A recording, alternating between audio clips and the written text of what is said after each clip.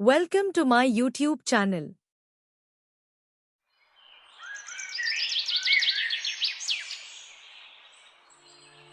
एक छोटे से गांव में सुंदर नाम का आदमी अपनी पत्नी कविता और 10 साल के छोटे बेटे सौरभ के साथ रहता था। सुंदर का गरीबी के मारे बुरा हाल था। उसके घर में कई कई दिन भोजन नहीं बनता था। एक दिन गांव में एक आदमी मिठाई बेचने आता है। बड़ी दूर से आए हैं, प्यार का तोहफा लाए हैं, अपना लो या ठुकरा दो भैया, हम तो मिठाई लाए हैं। खाओगे एक बार तो मांगोगे बार बार, मिठास भरी है इसमें, सबको भाएगी ये मेरे यार। देखते ही देखते मिठाई खरीदने वालों की भीड़ लग जाती है। कविता और उसका बेटा सौरभ अपने घर के दरवाजे के बाहर बैठे हुए होते हैं। मिठाई वाले को देखकर सौरभ अपनी माँ से कहता है, माँ देखो ना, सब मिठाई खरीद रहे हैं, मुझे भी मिठाई दिलवाओ। बेटा मेरे पास पैसे नहीं हैं, जब ये अगले हफ्ते मिठाई बेचने आएगा तब मैं तुझे मिठाई दिलवाऊंगी। नहीं, मुझे अभी मिठाई चाहिए। आप मुझे हर बार यही कह के बहका देती हो कि अगली बार दिलवाऊंगी। सौरभ अपनी माँ से मिठाई लेने के लिए जिद करने लगता है। कविता गुस्से में आकर सौरभ के 2 थप्पड़ मारकर अंदर ले जाती है। रोना बंद कर, जब एक बार कह दिया मेरे पास पैसे नहीं है तो फिर मैं तुझे मिठाई कहाँ से दिलवाऊं? तुझे पता भी है हम कितनी मुश्किल से अपना गुजारा कर रहे हैं, घर में एक पैसा भी नहीं है। ये कहते हुए कविता की आंखों में आंसू आ जाते हैं। उतने में ही सुंदर आ जाता है, जो कविता से कहता है, अरे क्या हुआ, तुम्हारी आंखों से आंसू क्यों आ रहे हैं? कुछ नहीं, बस अपनी तकदीर को देखकर रोना आ गया। आज मिठाई वाला आया था। सौरभ मुझसे जिद करने लगा कि मुझे मिठाई दिलवाओ। मैंने उसे गुस्से में पीट दिया। तुमने ये क्या किया कविता? उस मासूम को क्या पता हमारी मजबूरी का? तुम उसे प्यार से समझा देती ये बात। प्यार से मानता कौन है जो मैं उसे समझाऊं?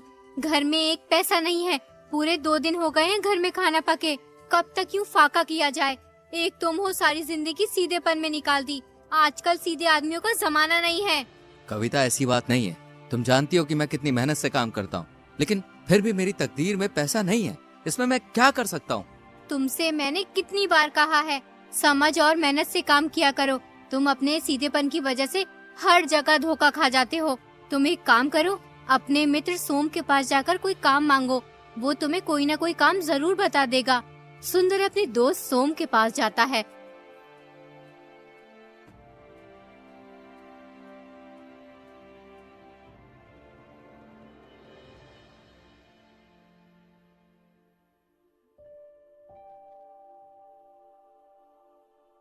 और उससे कहता है, सोम, मैं इस वक्त बहुत परेशानी से गुजर रहा हूँ।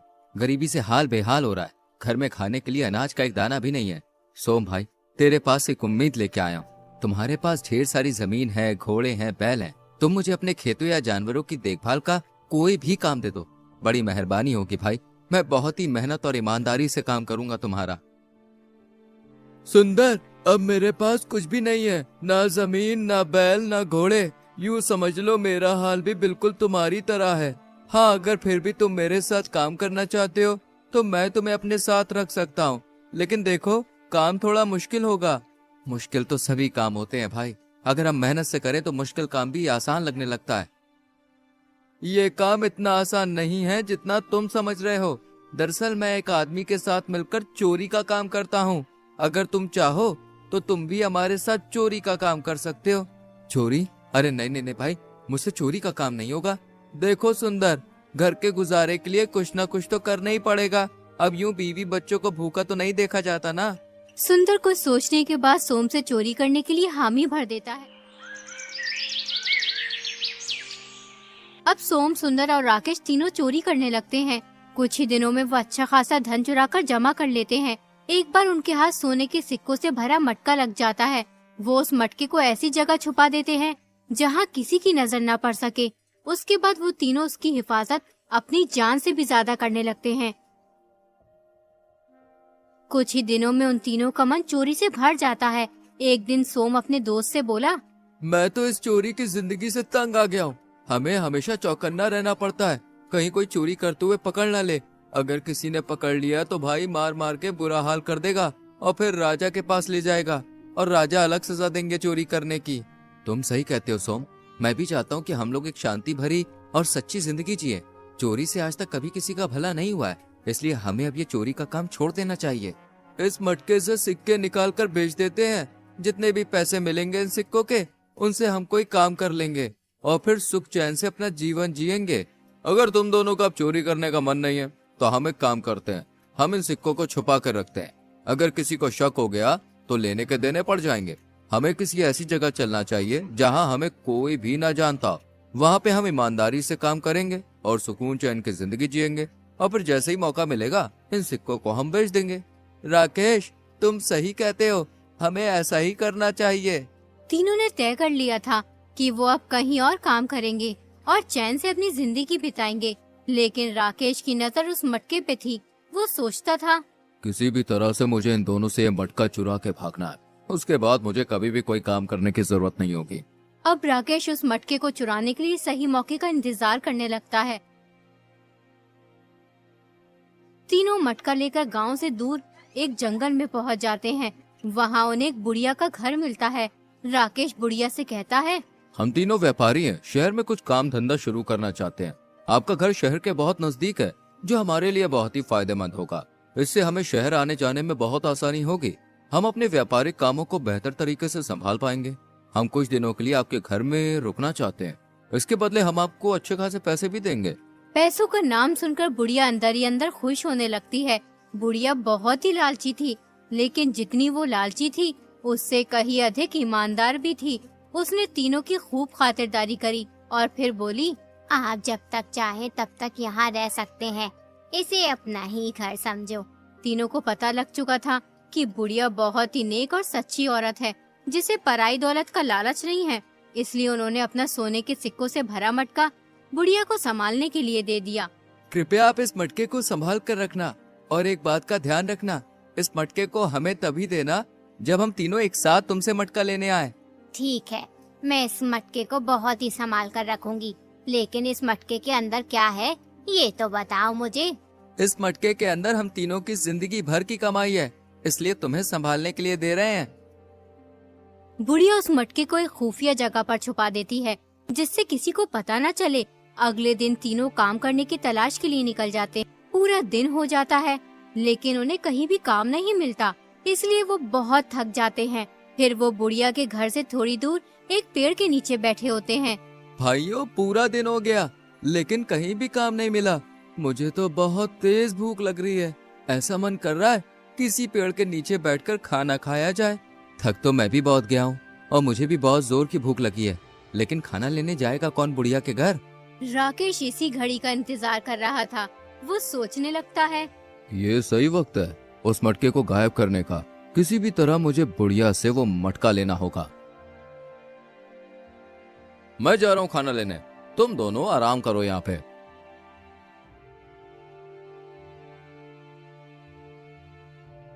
राकेश बुढ़िया के घर पहुंचकर बोला, माँ, मुझे मेरे दोस्तों ने मटका लेने भेजा है। दरअसल हम उस मटके के 4 हिस्से करना चाहते हैं। 4 हिस्से क्यों करना चाहते हो? तुम तो 3 हो, फिर एक हिस्सा किसका है? वो एक हिस्सा हम तुम्हें देना चाहते हैं। तुमने हमारी देखभाल जो की है, तुम्हें पता भी है उस मटके के अंदर सोने के सिक्के हैं। तुम्हारे हिस्से में बहुत सारे सिक्के आएंगे। तुम उन सिक्कों से अपनी बची कुची जिंदगी आराम से काट लोगी। ला, जल्दी मुझे वो मटका ला कर दो। मुझे अपने हिस्से का कोई लालच नहीं है। मैं तुम्हें मटका तभी दूंगी जब तुम तीनों एक साथ मेरे पास मटका लेने आओगे। राकेश सोचने लगता है, हाँ, ये बुढ़िया तो बहुत चालाक है, ये मेरी बातों में आ ही नहीं रही। अब क्या करूं? एकदम राकेश के दिमाग में एक विचार आया। वो बुढ़िया से बोला, अगर तुम्हें मेरी बात पे यकीन नहीं है तो तुम खुद ही जाकर पूछ लो। बुढ़िया घर से बाहर निकली। उसने दोनों को एक पेड़ के नीचे बैठे हुए देखा। उसने दूर से ही उन दोनों को आवाज लगाई, क्या तुम दोनों ने अपने दोस्त को मटका लेने भेजा है? सुंदर और सोम को बुढ़िया की आवाज साफ सुनाई नहीं दी। उसने सोचा बुढ़िया खाने के लिए पूछ रही है, इसलिए उन्होंने बुढ़िया से कहा, हाँ, उसे दे दीजिए। बुढ़िया ने सोचा ये आदमी सही कह रहा है। उन्होंने अपना मटका मंगाया है और ये मुझे भी हिस्सा देना चाहते हैं। बेचारे बहुत ही नेक आदमी है। बुढ़िया राकेश के पास जाकर बोली, तुम मेरा यही इंतजार करो, मैं मटका लेकर आ रही हूँ। बुढ़िया ने मटका लाकर राकेश को दे दिया। राकेश मटका लेकर तुरंत ही वहाँ से चलता बना। उधर सोम और सुंदर राकेश का इंतजार कर रहे थे। सोम भाई, राकेश को काफी देर हो गई है, लेकिन अभी तक वो खाना लेके नहीं आया। मुझे तो कोई मसला लगता है, हमें चल के देखना चाहिए वहाँ पे। दोनों बुढ़िया के घर की ओर निकल पड़े।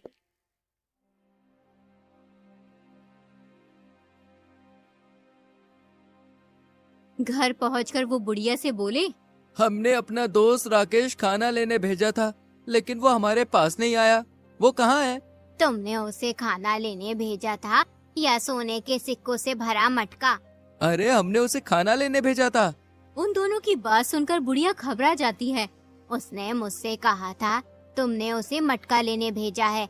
मैंने तुमसे भी पूछा था, तुमने मुझसे कहा हाँ दे दीजिए, इसलिए मैंने उसे मटका दे दिया। बुढ़िया की ये बात सुनकर उन्हें एक झटका सा लगा।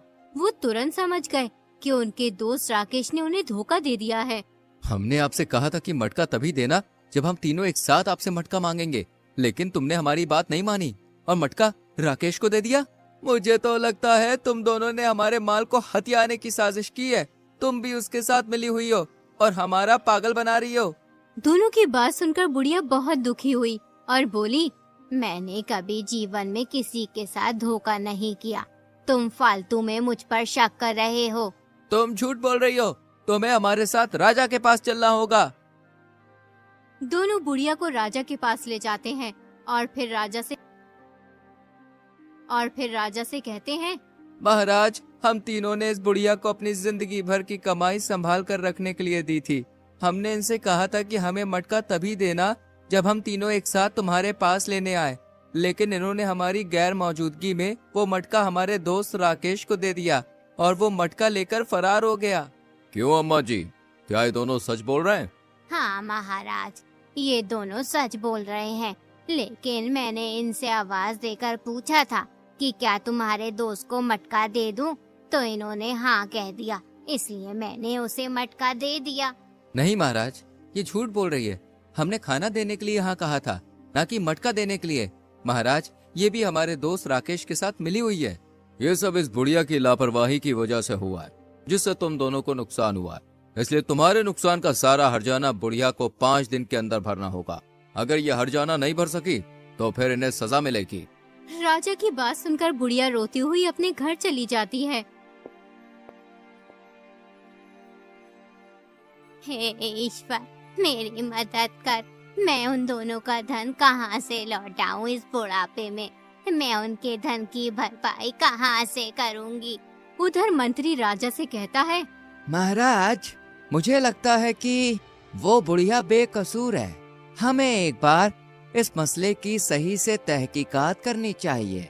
वो इस बुढ़ापे में उन दोनों का इतना सारा धन कहाँ से लौटाएगी? तुम सही कहते हो, हमें इस मामले की सही से तहकीकात करनी चाहिए। तुम एक काम करो, कल भेष बदल कर उस बुढ़िया के घर जाओ और सच का पता लगा के आओ। अगले दिन मंत्री एक साधारण आदमी का भेष बदलकर बुढ़िया के घर पहुंच जाता है। जब वो बुढ़िया के घर पहुंचता है, उस वक्त बुढ़िया रो रही होती है। मंत्री बुढ़िया से कहता है, अम्मा, आप क्यों रो रही हैं? आपको कोई परेशानी है क्या? नहीं बेटा, मैं अपनी किस्मत पर रो रही हूँ। मैंने हमेशा दूसरों का भला चाहा, उस भलाई का मुझे आज ये अंजाम मिल रहा है। बुढ़िया मंत्री को अपनी सारी बात बताती है, किस तरह राकेश उसे धोखा देकर मटका ले गया और राजा ने 5 दिन के अंदर सुंदर और सोम का हर्जाना भरने का वक्त दिया है। बुढ़िया की बात सुनकर मंत्री कहता है, ईश्वर करे उन दोनों को तुम्हारे साथ ऐसा सुलूक करने की सजा मिले। तुम परेशान ना हो अम्मा, ईश्वर ने चाहा तो सब ठीक हो जाएगा।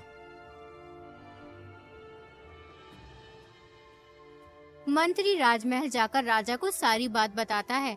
मंत्री की बात सुनकर महाराज बहुत हैरान होते हैं। फिर वो मंत्री से कहते हैं, ये तो हमसे बहुत बड़ी गलती हो गई। क्या तुम इस मामले को हल कर सकते हो?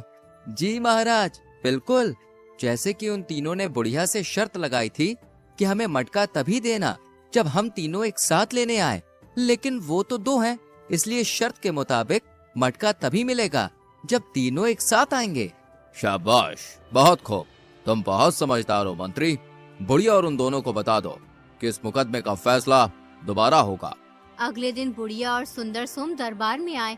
राजा ने उन दोनों से कहा, तुम्हारी शर्त ये थी कि बुढ़िया वो मटका तभी दे तुम्हें जब तुम तीनों एक साथ मटका लेने आओ। जी बिल्कुल महाराज, हमने ऐसा ही कहा था। तो ठीक है, फिर फैसला हो गया। बुढ़िया तुम्हें मटका देने के लिए तैयार है, लेकिन तुम्हें मटका तभी मिलेगा जब तुम तीनों एक साथ मटका लेने आओगे। अगर तुम्हें अपना मटका चाहिए तो तुम्हें अपने तीसरे मित्र को भी लाना होगा, तभी तुम्हें मटका मिल सकता है। जाओ, अपने तीसरे साथी को बुला कर लाओ जिससे शर्त पूरी की जा सके। लेकिन महाराज, हम उसे कहां से तलाश करके लाए? वो तो मटका लेकर फरार हो गया है। हमें इस बात से कोई मतलब नहीं। अगर तुम्हें मटका चाहिए तो शर्त पूरी करनी होगी, वरना तुम यहाँ से जा सकते हो। दोनों बिना कुछ कहे राजमहल से चले जा।